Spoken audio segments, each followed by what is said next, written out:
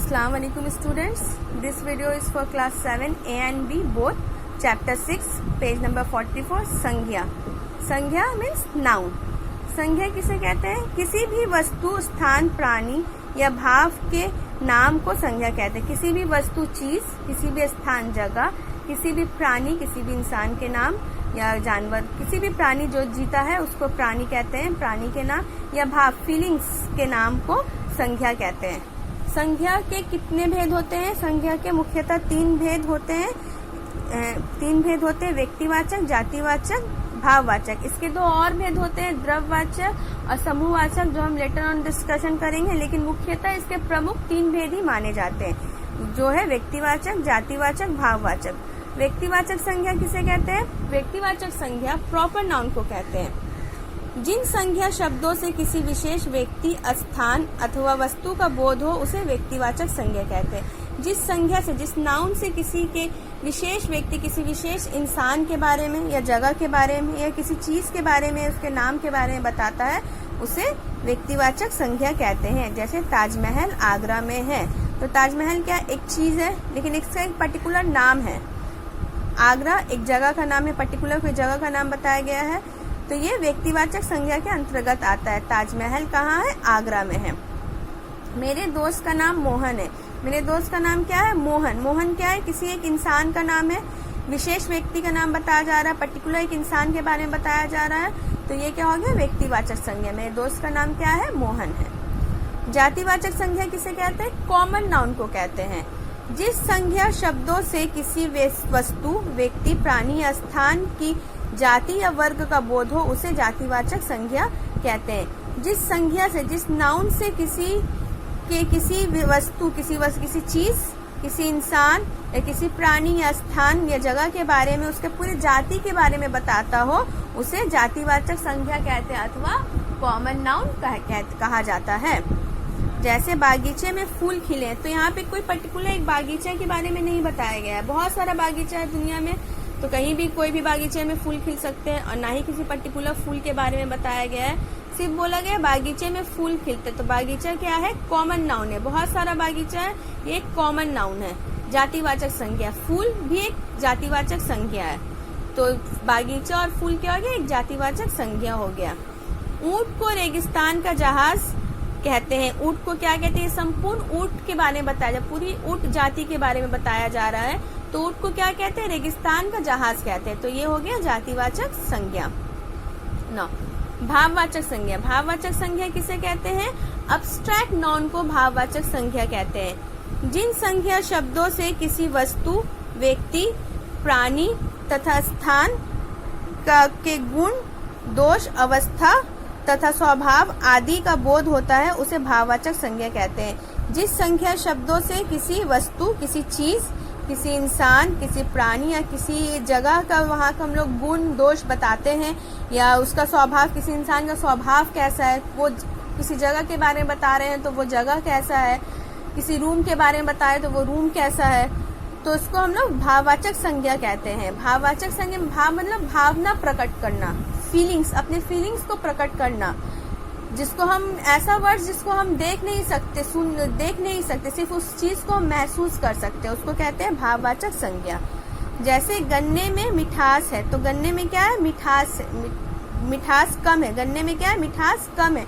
मिठास को हम लोग देख नहीं सकते, उसको हम लोग सिर्फ फील कर सकते हैं, तो गन्ने में क्या कम है? मिठास कम है.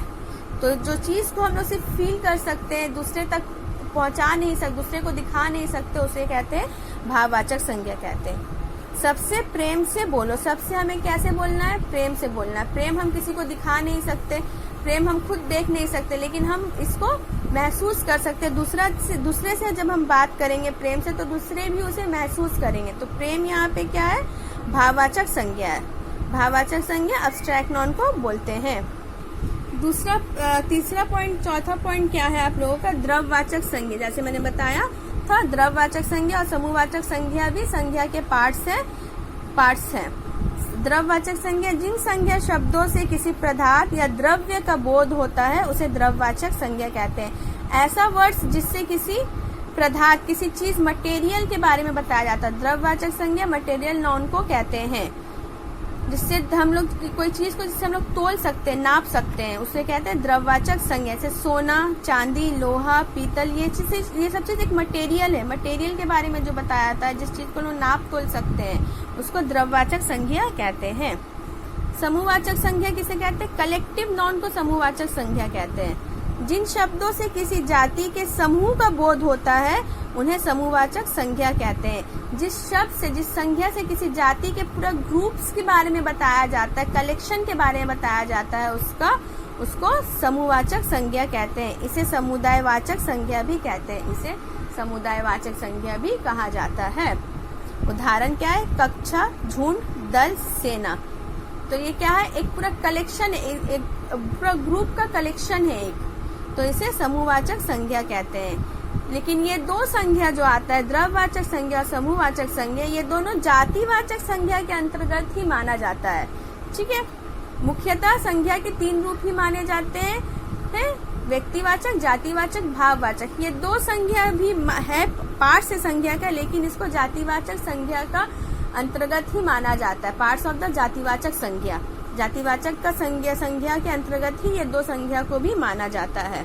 सो स्टूडेंट्स, होपफुली आप लोगों को संज्ञा समझ में आया होगा। आप लोग अपने चैप्टर्स में गो थ्रू कीजिएगा, इसको पढ़िएगा, रीड कीजिएगा। बहुत ही इजी चैप्टर है। हम लोग बचपन से ही संज्ञा नाउन्स के बारे में पढ़ते आ रहे हैं। क्लास 3-4 से ही संज्ञा नाउन के बारे में पढ़ते आ रहे हैं। तो होपफुली आप लोग अच्छे से समझ में आ गया होगा, वीडियोस के जरिए और भी ज्यादा क्लियर हो गया होगा। अब आते हैं, इससे कुछ एक्सरसाइज आप लोगों के बुक्स में दिया हुआ है, पेज नंबर 48 में। वो एक्सरसाइज को आप लोगों को करना है।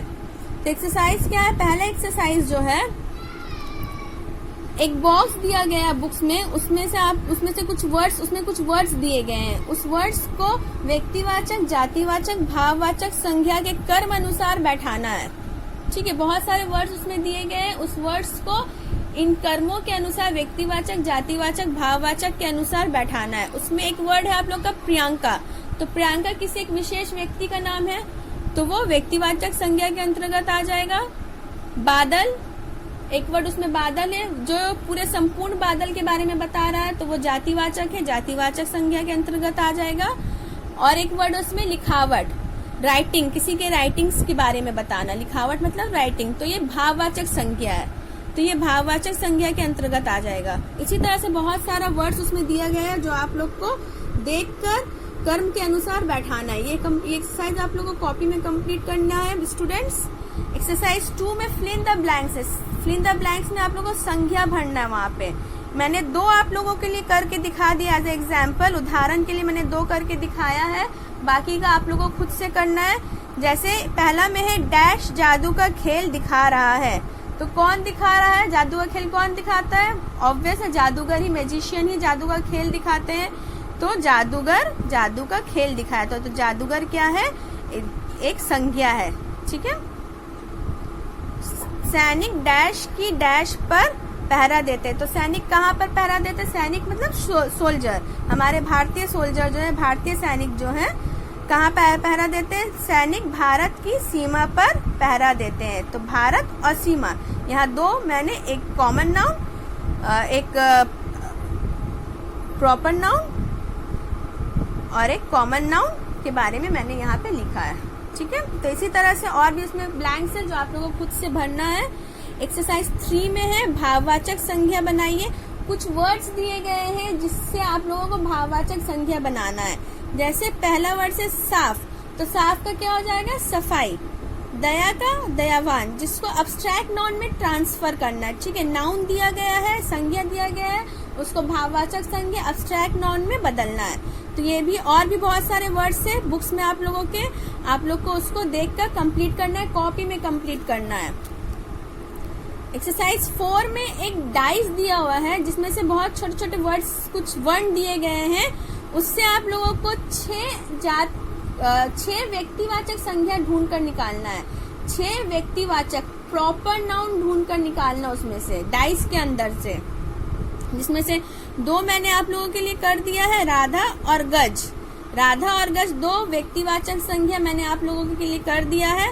बाकी का 4, 3, 4, 5, 6 आप लोगों को खुद से ढूंढ के उस डाइस के अंदर से निकालना। Very easy exercise. एक्सरसाइज 5 में क्या दिया है, सही उत्तर पर सही का निशान लगाइए। सही उत्तर पर टिक द करेक्ट आंसर दिया गया है। जैसे आप लोग क्लास में करते हैं वैसे ही ये सेम है, कुछ अलग नहीं है। एक्सरसाइज में आप लोग क्लास में भी खुद से करते हैं और अभी भी आप लोग को ये खुद से करना है। इसके लिए मैंने कोई एग्जाम्पल नहीं दिया है, आप लोग को इसे खुद से करना है, कॉपी में करना है और लिखकर मुझे देना। मुझे कमेंट सेक्शन में अपलोड करना है, जहाँ पे मैं आप लोगों का होमवर्क भी चेक करूंगी। नीचे एक्सरसाइज 6 और एक एक्सरसाइज है जो बहुत ही ज्यादा इजी है। स्टूडेंट्स, नीचे दिए गए गद्यांश में संख्या शब्दों पर गोला लगाइए। नीचे एक्सरसाइज 6 में एक पैराग्राफ दिया गया है, गद्यांश मतलब पैराग्राफ दिया गया है। उसमें संख्या नाउन शब्द छांटना है, छांट कर उसमें गोला लगाना मतलब सर्किल करना है। नाउन्स में जो है सर्किल करना है, सर्किल करके उस गद्यांश को पढ़ना है। पढ़ के आप लोग को जो लगता है जिसमें नाउन है उसको सर्किल करना है। सारे एक्सरसाइज आप लोग को कॉपी में करना है स्टूडेंट्स। कॉपी में करने के बाद आप लोग को क्रियालिया ऐप में कमेंट सेक्शन में अपलोड करना है, जहाँ पे कॉपी का पिक्चर लेकर अपलोड करना, जहाँ पे मैं आपका होमवर्क भी चेक करूंगी। So please students, do the homework and keep safe, stay home. Allah Hafiz.